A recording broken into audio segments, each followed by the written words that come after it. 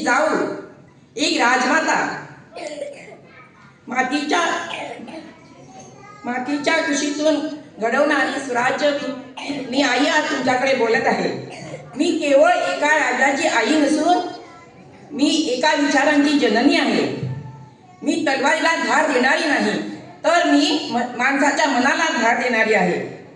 मी माझ्या लेकराला जेव्हा झुलवताना मी अंगाई गात होते, तेव्हा मी त्याला स्वातंत्र्याची स्वप्न ऐकवत होते. माझा राजा जनतेचा राजा होणार असे मी त्याच्या रक्तात रुजवले.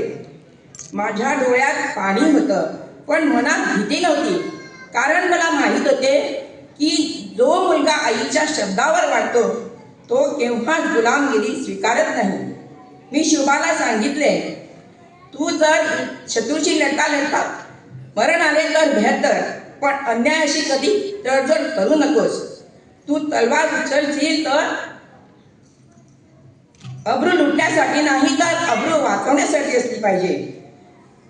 मी माझ्या शुभाला शिकवले, राज्य हे सिंहासन नाही, राज्य ही एक जबाबदारी आहे.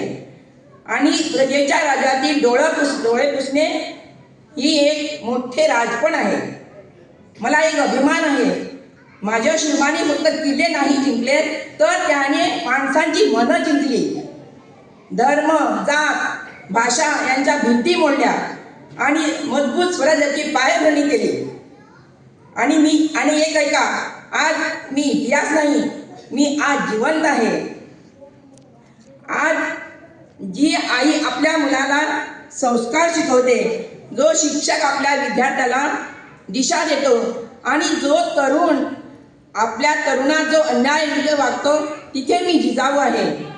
स्वराज्य तलवारीने मिळत नाही, तर स्वराज्य विचाराने मिळते. आणि विचार जर जिजाऊंचे असले तर इतिहास घडायला वेळ लागणार नाही.